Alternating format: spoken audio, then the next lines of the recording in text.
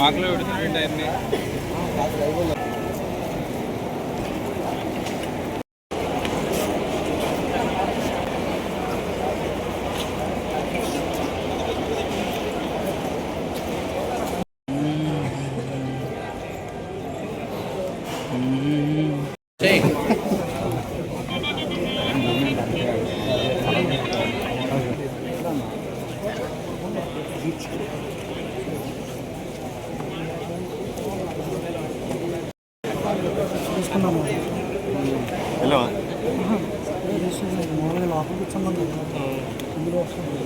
వద్దు అది వద్దు చెప్పకండి. ఖచ్చితంగా మీ అందరికీ జాబ్ వస్తుంది. ఈసారి ఏం కావాలని ఒక నీట్ అనాలిసిస్ కూడా చేయమని స్కిల్ ఆఫీసర్ చెప్పడం జరిగింది. సో ఈ జాబ్ ఎలా పార్టిసిపేట్ చేసిన యూత్ అందరూ కావాలని చెప్తే నెక్స్ట్ టైం అలాంటి కంపెనీ స్పెసిఫిక్ గా కూడా మీకు జాబ్ ఎలా పెట్టడానికి మనకి ఎక్కువ డిఫరెంట్లీ ఏబుల్డ్ మన పీజీఆర్ఎస్ మాకు ఏమైనా చెప్పి అడిగినప్పుడు we have this idea of having only exclusive salary anandi. So please give your 100% of the job interviews.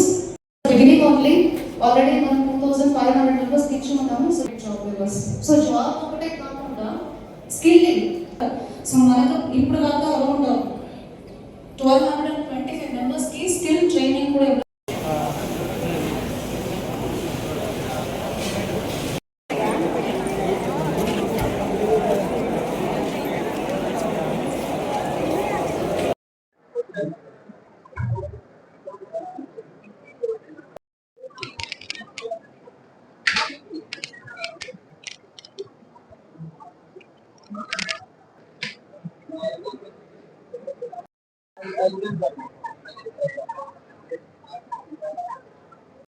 ఈ జాబ్ మేళా నా ఆధ్వర్యంలో రెండోసారి జాబ్ మేళా పెట్టడం. ఫస్ట్ జాబ్ మేళా ఒక 7-8 నెలల వెనకాల పెట్టినాం. కొత్తగా గెలిచినప్పుడు జాబ్ మేళా జాబ్స్ ఇవ్వాలి, యువతకి ఉద్యోగాలు ఇవ్వాలనేది మా టీడీపీ పార్టీ అయినా కానీ మా ఇండియా కూటమి ఏదైనా కానీ అదొక కమిట్మెంట్ కింద మనము ఎలక్షన్లో వెళ్ళాము. సో యువతకి ఉద్యోగాలు ఇచ్చే కార్యక్రమం తీసుకుంటామని చెప్పాం. యువతకి ఉద్యోగాలు ఇచ్చే దాంట్లో మేము ముందుగా ఉంటామని చెప్పి ఎలక్షన్ క్యాంపెయినింగ్ లో అంతా కూడా బాగా ప్రచారం చేశాం. ఇవాళ పోయినసారి జాబ్ మేళా పెడితే అప్లికేషన్లు ఇస్తే జాబ్ అపాయింట్మెంట్ లెటర్లు ఇస్తే 642 మందికి జాయినింగ్ కోసం అపాయింట్మెంట్ లెటర్ ఇస్తే కంపెనీలోకి వెళ్ళి జాయిన్ అయిందేమో 9 మంది వెళ్ళి జాయిన్ అయ్యారు. కొంతమందికి 30,000 రూపీస్ ఉంటుంది, కొంతమందికి 15,000 రూపీస్ ఉంటుంది, కొంతమందికి 18,000 రూపీస్.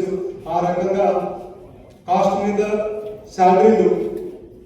మళ్ళీ మేము రీచెక్ చేసుకున్నాం, అసలు ఎందుకు అపాయింట్మెంట్లు ఇచ్చినా కూడా పోలేదు అనేది మాకు అర్థం కాలేదు. మళ్ళీ నేను ఒకసారి అంతా కూడా రీచెక్ చేశాను. యువత నిలబడి పనిచేయడానికి ఇంట్రెస్టెడ్ లేరు అనేది తెలిసింది. లేకుంటే ఎక్కడో పోయి పనిచేసేదానికి ఇంట్రెస్టెడ్ లేరు.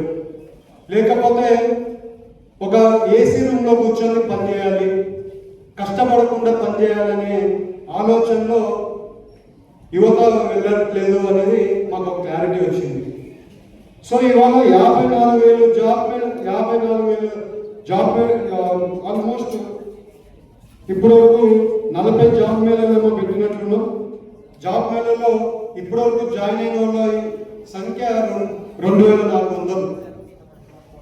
మనం అపాయింట్మెంట్లు ఎక్కువ ఇచ్చినా కూడా జాయినింగ్ చాలా తక్కువ ఉంటుంది.